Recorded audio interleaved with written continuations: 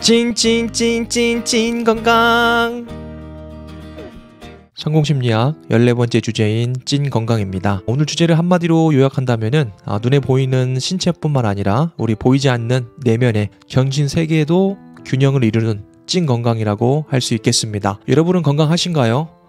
사실 건강이 기본이 되지 않는 한 경제적 자유나 시간의 자유, 관계, 그리고 선택의 자유도 큰 의미가 없는 것 같습니다. 그만큼 건강이라는 측면은 가장 중요하면서도 가장 소홀히 할 수 있는 그런 면이 있다고 생각합니다. 인간의 수명은 과거 150년 사이에 대체로 2배 이상 늘었다고 합니다. 미국의 경우 150년 전 평균 수명이 35세에서 40세였다고 하니까 지금은 거의 80세가 넘어서 100세로 넘어가고 있잖아요. 그렇다면은 만약 제가 150년 전에 태어났더라면 저는 이제 인생을 마감할 나이라는 겁니다. 왠지 서글퍼지는 느낌이 듭니다. 그렇다면 과연 인간 수명이 2배로 증가했다고 해서, 즉 더 오래 산다고 해서 정말 우리가 행복한가는 별도의 문제인 것 같습니다. 건강의 사전적 정의를 살펴보면 정신적으로나 육체적으로 아무 탈이 없는 튼튼함 또는 그런 상태라고 명시되어 있습니다. 우리는 건강하다 판단할 때 외형을 보고 그 사람을 판단할 때가 많은 것 같습니다. 깨끗한 피부나 미소 띈 얼굴, 균형 잡힌 몸매를 보고 의뢰 짐작하는 거죠. 저 사람은 건강하네, 저 사람은 건강해 보이네, 이런 식으로 말이죠. 눈에 보여지는 외형뿐만 아니라 이 보이지 않는 무형의 정신 건강, 이 내면 건강까지 균형이 잡혀 있다면 더없이 좋을 것 같습니다. 우리는 대개의 경우 무형의 힘, 즉 눈에 보이지 않는 부분은 간과하고 눈에 보이는 대로 생각하고 살아가기가 참 쉽습니다. 멋진 자동차, 값비싼 명품, 소유물 등에 따라서 그 사람을 쉽게 판단해버리는 경향 말이죠. 찐 건강의 측면에서도 마찬가지입니다. 더 나은 삶을 살고자 하는 우리가 추구해야 할 것은 눈에 보이는 육체의 건강, 신체 건강이 되겠죠. 그리고 플러스로 내면의 건강, 정신적 건강도 꼭 챙기셔야 된다는 사실입니다. 저는 몇 해 전 건강한 육체미를 위해서 집 근처 헬스장에 등록한 적이 있습니다. 3개월 단위로 회원권을 발급받아서 주 3회 이상 열심히 운동을 했던 것 같습니다. 그 헬스장 사장님은 과거 보디빌더 출신으로 출입구부터 화려한 우승 트로피가 질비하게 전시되어 있었습니다. 선수로서의 생활을 은퇴했지만은 여전히 우람한 근육질을 보면 어떻게 하면 저분처럼 이 근육을 키울 수 있을까 이렇게 생각하곤 했습니다. 나도 저분의 절반 정도의 근육만 있으면 진짜 멋있을 텐데 라고 한눈을 판 적도 굉장히 많았죠. 그러나 얼마 지나지 않아서 그분은 실제로 찐 건강하지 않다는 사실을 깨닫게 되었습니다. 각종 질병에 시달리고 있었던 것이죠. 가방 안에는 수십 개의 보충제와 진통제 같은 약들이 가득했습니다. 그리고 어딘가 어색하게 엉거주춤하며 걷거나 수심이 가득한 얼굴이 눈에 들어왔습니다. 알고 보니 그분은 무릎 연골 수술을 받았으며 어깨는 수술 후에 재활 중이라고 말했습니다. 그때 저는 깨달았습니다. 이 건강이라는 것은 유형으로 판단할 수 없는 부분이 더 중요하다는 사실을 말이죠. 또 하나 깊이 생각해 보아야 될 사실은 오래전에 웃음 전도사로 대중에게 알려진 분들의 안타까운 소식들입니다. 누가 보기에도 신선한 웃음과 에너지, 긍정의 언행으로 가득 찼던 유명인들의 비극적인 선택은 안타깝지만 분명한 사실을 전달해 줍니다. 행복해 보였지만 그게 전부는 아니었구나. 우리가 신경 써야 할 부분은 건강한 신체와 건강한 정신, 즉 내면이라는 사실을 꼭 기억했으면 좋겠습니다. 성공심리학에서도 알 수 있듯이 이 성공하려면 눈에 보이지 않는 이 내면, 이 심리를 다스릴 줄 알아야 된다고 제가 말씀을 드렸습니다. 20년도 기준으로 우리나라 우울증 진료 인원이 101만 명을 넘어섰고 이 마음의 병, 이 보이지 않는 병은 나이가 들수록 지속해서 증가하고 있다고 합니다. 또한 불행하게도 OECD 국가 중 우울감 경험률, 자살률 1위가 대한민국입니다. 여러분의 정신은 건강하십니까? 여러분은 부정적인 생각과 이 감정들을 차분히 가라앉을 수 있는 그런 힘이 있습니까? 불과 20년 전만 해도 이 신경정신과는 정신적으로 이상한 사람만이 진료받는 병원이라고 생각했던 것 같습니다. 마치 정신과 진료를 받은 사람과는 함께하면 안 된다는 그런 사회적 인식이 강했던 때였던 것 같습니다. 그런데 지금은 어떤가요? 주위만 둘러보아도 정신과 진료 경험이 있는 사람을 쉽게 접할 수가 있습니다. 우리는 풍요 속 빈곤 속에서 살고 있습니다. 우리는 경제적인 풍요와 혁신적인 기술의 발달로 마음껏 먹고 마시고 평안한 삶을 살 수 있게 되었습니다. 그러나 고도 압축 성장기를 거친 대한민국에서 나라는 사람을 돌볼 시간이 사라졌습니다. 일과 사람의 그리고 보이지 않는 부정적인 내면에 사로잡혀 우리의 마음의 평안이, 정신의 명료함이 사라진 지 오래입니다. 또 어떻습니까? 시간이 남으면 무엇을 할지 몰라서 불안해하고 이리저리 방황하며 소모적인 선택을 하는 경우가 너무나 많습니다. 끊임없이 외부로부터 정보를 집어넣고 죽어있는 음식을 먹고 마시며 잠들고 있습니다. 그러면서 우리 외형은 비대해졌습니다. 각종 성인병이 이제는 중년, 노후의 질병이 아니라 20대부터 만성 질병으로 나타나 버렸습니다. 이 내면의 결핍을 채우기 위해서 우리는 일시적인 도파민 자극이 높은 해로운 것들을 찾고 있습니다. 술, 담배, 성, 도박, 충동구매, 마약 등 점점 더 강한 것들에 이 사회가 병들어가고 있습니다. 매스컴에서 떠들어대고 있는 마약은 불과 20-30년 전만 해도 사회 특권층만이 뜸하게 접할 수 있는 범죄였습니다. 그러나 이제는 일반인도 그리고 청소년도 누구나 원한다면 쉽게 구할 수 있는 소비재로 변모하고 있다는 사실이 너무나 안타깝습니다. 우리는 두 가지 찐 건강을 챙겨야 합니다. 내면의 건강, 즉 정신과 육체의 건강함입니다. 그렇다면 어떻게 하면 이 정신과 육체의 건강함을 유지할 수 있는지 현실적인 방법에 대해서 같이 알아보도록 하겠습니다. 먼저 내면의 건강에 대해서 이야기하고자 합니다. 이 내면의 건강과 신체의 건강은 서로 유기적으로 연결되어 있다는 사실을 기억하고 들어주셨으면 좋겠습니다. 첫 번째로는 명상하기입니다. 만약 여러분들이 종교가 있으신 분이라면 기도가 될 수가 있겠죠. 아침과 하루 일과를 마치는 저녁 시간 혹은 쉬는 시간을 활용해서 흥분되고 복잡한 마음들을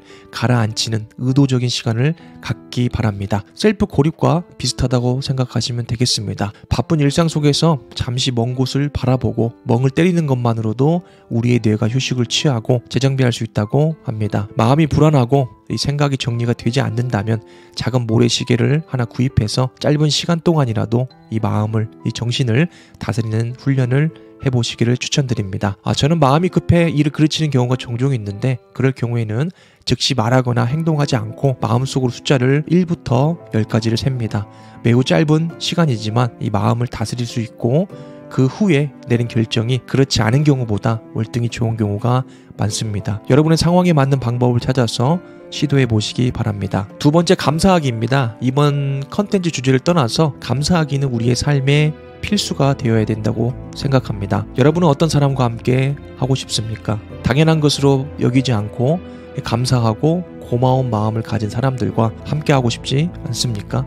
그런 사람들은 이 상대방을 편안하게 해주는 이런 묘한 매력이 있습니다. 이 팍팍한 세상에서 마땅히 존경받아야 할 그런 사람들이 아닌가 저는 생각하곤 합니다. 저는 우리가 살고 있는 이 시대를 삼무의 시대라고 표현한 적이 있습니다. 무감정, 무절제, 무소망이 되겠죠. 이 세 가지 감정을 가지고 살아가는 사람들의 공통점은 이 마음에 감사한 마음이 없다는 것입니다. 요즘에는 옆집에 사는 이웃의 얼굴을 보고도 인사하지 않고 무심코 지나가는 사람들이 대다수입니다. 밤낮 고생하는 경비원 아저씨나 이 미화원에게 미소를 띠며 안부를 묻는 사람은 더더욱 없습니다. 아마 당연한 권리라고 생각하는 것 같습니다. 혹시 은연중에 이런 생각이 드실 수도 있습니다.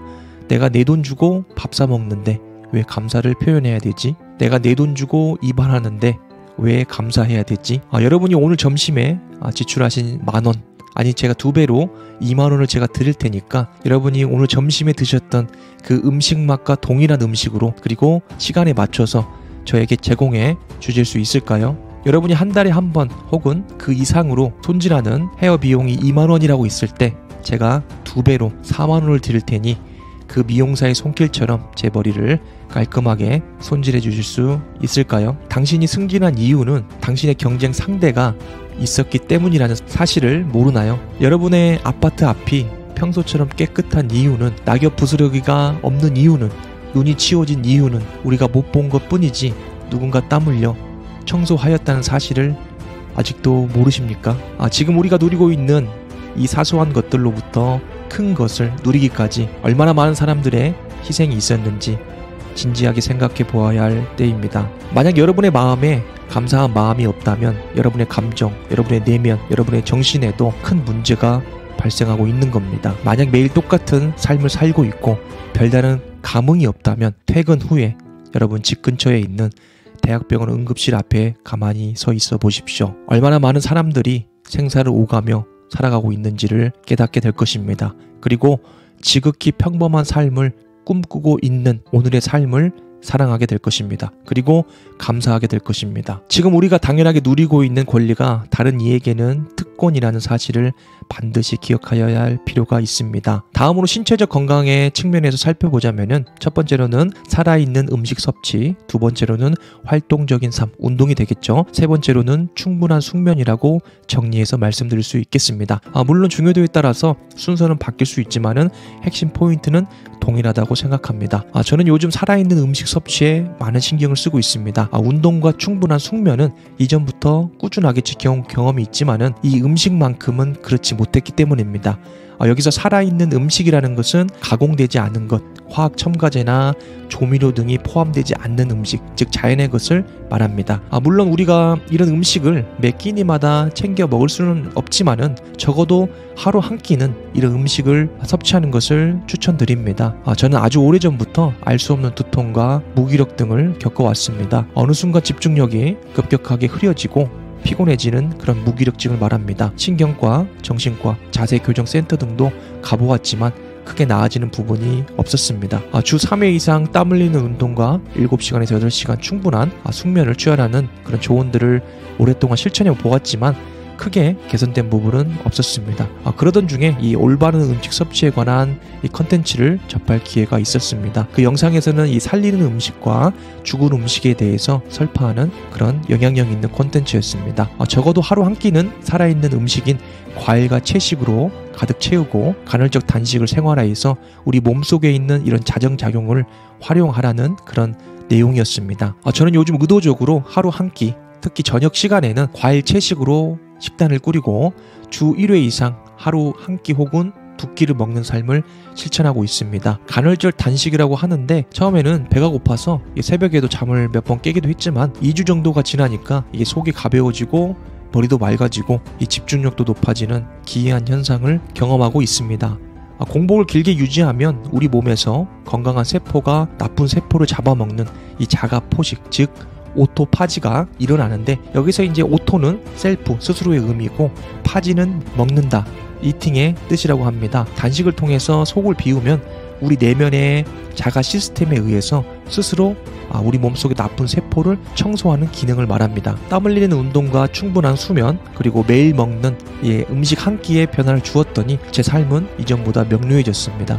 똑같은 일을 여전히 하고 있지만 이 집중력과 생산성, 몸이 굉장히 가벼워졌습니다. 다이어트 목적으로 접근한 게 아니었는데 체중도 조금씩 감량되고 있고요. 음식값도 줄어들고 있으니 지출도 감소했습니다. 하루 3끼 남기지 않고 먹는 것이 아니라 이제는 배고플 때 먹고 웬만하면 길게 속을 편안하게 비우고 있습니다. 요즘 제가 실천하고 있는 그리고 효과를 보고 있는 건강관리 비법입니다. 두 번째로는 운동입니다. 특히 운동 중에서는 땀 흘리는 유산소 운동을 추천드립니다. 물론 연구 결과에 따르면 이 유산소 운동과 이 웨이트 트레이닝을 교대로 실시할 경우에는 효과가 가장 좋다는 결과는 있습니다. 중요한 포인트는 운동을 꾸준히 하는 것, 그것이 핵심이라고 생각합니다. 운동 효과에 대해서는 굳이 말씀 안 드려도 되겠죠. 앉아 있으면 죽고 걸으면 산다, 이런 말이 있습니다. 만약에 여러 가지 일들로 여러분의 생각이 복잡하다면, 중요한 결정을 내려야 할 일이 있다면 앉아서 생각하기보다는 몸을 움직이는 것만으로도 이 복잡한 생각이 정리되고 창의적인 아이디어가 떠오를 때가 많습니다. 저도 하루 중 가장 생산성 있는 생각들이 떠오를 때가 바로 걷거나 조깅을 할 때입니다. 여러분들도 한번 시도해 보셨으면 좋겠습니다. 성공한 사람들은 우리보다 얼마나 많은 의사결정과 생각들을 하겠어요. 제가 책이나 미디어로 만난 성공한 사람들의 거의 대부분은 이 삶에서 운동을 빼놓지 않고 매일 일상의 루틴으로 가져가고 있습니다. 점심시간이나 퇴근 시간을 이용해서 걷기 운동부터 시작해 보시기 바랍니다.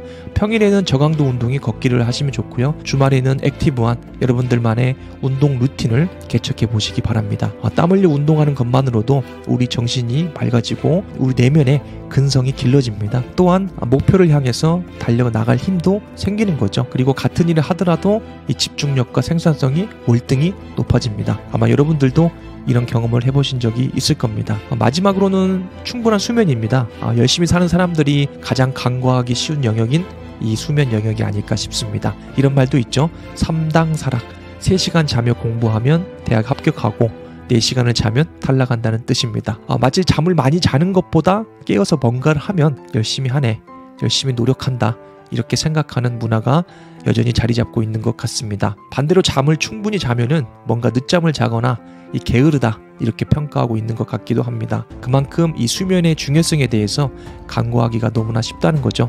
최근에 발표된 이 수면에 대한 과학적 근거는 상당히 중요한 점을 시사한다고 생각합니다. 여러분, 아인슈타인은 몇 시간 잤을 것 같나요?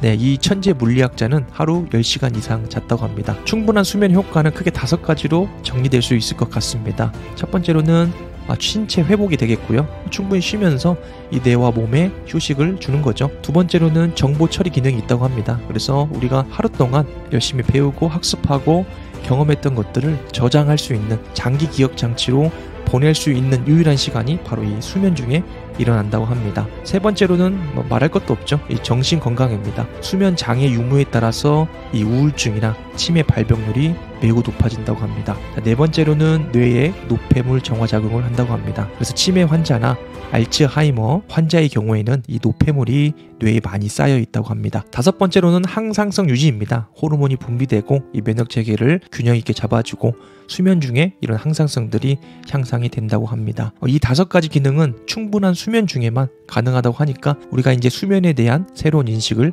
가져야겠죠. 오늘부터 잠들기 전에 스마트폰 꺼놓고 충분한 수면으로 여러분의 정신 건강과 신체 회복을 한번 경험해 보는 게 어떨까 싶습니다. 우리는 이제 외형을 보고 판단하는 건강하십니까? 가 아닌 찐 건강하십니까? 라고 물어야 할 때입니다. 여러분은 찐 건강하십니까?